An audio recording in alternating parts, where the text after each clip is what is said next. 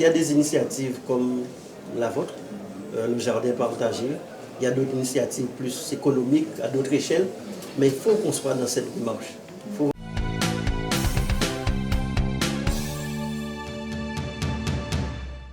Elle n'a pas de bonne voix. Tu me fais le relais. Très bien. Donc nous sommes ici accueillis par monsieur et madame Montella dans le cadre du tiers-lieu financé par la collectivité départementale 100% famille. Donc on va demander à madame Montella de nous présenter en quelques minutes ce tiers-lieu. Voilà, comment est-ce qu'il s'est installé rapidement, les 2-3 projets phares qu'ils ont. Je vous dirai quelle est la politique du conseil départemental, celle qui est en place actuellement pour développer les tiers-lieux dans les territoires. Et ensuite, président, vous aurez la parole. Donc, bonjour à tous, je suis Mme Montella Jessica, la présidente de l'association 100% Famille. Je vous dis à tous bienvenue chez nous, à l'association.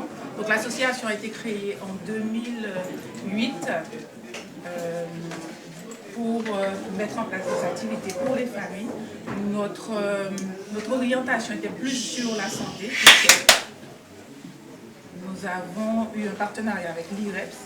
Et après, en 2017, nous sommes venus à Marie-Galante pour pouvoir aider les familles et mettre en place des activités pour elles. Donc, les activités qu'on a, c'est les ateliers mémoire baignade, excusez un petit peu pour la voix, avec les seniors. On a l'atelier informatique, couture, le coworking, le jardin partagé par le biais du conseil départemental. Vraiment, on les remercie. Nous avons aussi un volet avec les jeunes. On voudrait faire un atelier de musculation puisque la santé vient une priorité. Madame le maire aussi et pour les projets pour le diabète aussi. Donc on voudrait vraiment aider les familles dans ce sens. Et notre projet pour cette année, c'est une épicerie solidaire où il y aura une épicerie, la friperie et le volet aussi santé avec la salle de musculation. Et nous avons besoin du conseil départemental pour nous aider. La mairie aussi pour nous aider, puisque sans eux, on ne peut pas y arriver. Eh bien, bonjour à vous tous. Je suis très heureux d'être ici. Je ne connaissais pas toutes les activités de ce tiers-lieu, mais n'empêche que je n'ai entendu que du bien. Donc je suis venu et puis je me rends compte qu'effectivement, à travers les activités que vous avez évoquées, cela permet bien sûr au niveau donc, de nos aînés d'être en activité avec les jeunes, le lien intergénérationnel. Mais surtout ce que j'ai retenu, et d'ailleurs c'était les mots de Madame Romuald, la vitalité. La vitalité, puisque nous, notre rôle, c'est de créer les conditions à travers des appels à projets, des subventions et autres. Mais il faut cette vitalité des initiatives privées, associatives ou autres, qui permet de pouvoir réaliser. Et quand c'est le cas, cette vitalité, il y a moins de contraintes, puisque ce n'est pas les collectivités qui doivent tout faire.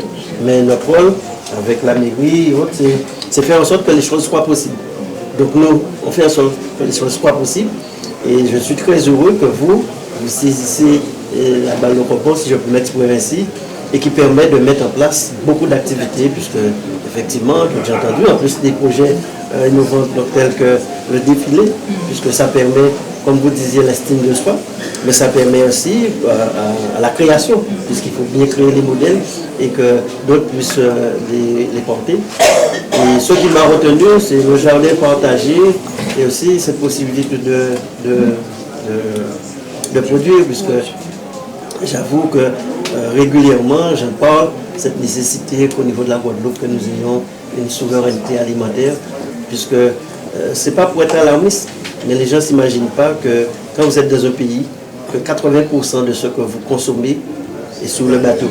Imaginez-vous demain que, lorsqu'on entend tout ce qui se passe en Ukraine, au Moyen-Orient et ailleurs, à Taïwan, que les bateaux, les avions n'arrivent pas. Ce sera très compliqué. Et j'ai entendu le temps souverain, etc. Mais je ne voudrais pas qu'il y ait un autre temps souverain. Donc les choses se préparent. Donc il y a des initiatives comme la vôtre, le jardin partagé. Il y a d'autres initiatives plus économiques à d'autres échelles. Mais il faut qu'on soit dans cette démarche. Il faut vraiment qu'on soit dans cette démarche. Donc c'est une satisfaction vraiment pour moi. Et puis donc, il faut que le département continue à vous accompagner. Et peut-être encore plus qu'il le faut. Avec plaisir. Moi, c'est moi-même qui prends le bâton pour me faire taper, mais c'est parce que après, je sais qu'il y a de belles réalisations. En tout cas, soyez sûrs de notre accompagnement, puisque, comme on dit, quand les choses sont positives, on ne peut que continuer et voir les amplifier, Madame Roemel, Madame Gustave, donc, n'est-ce pas? C'est nous qui vous remercions pour cette initiative et cette vitalité, puisque on vient d'inaugurer l'aéroport. Et dans le discours, on disait qu'il y avait 300 000 passagers.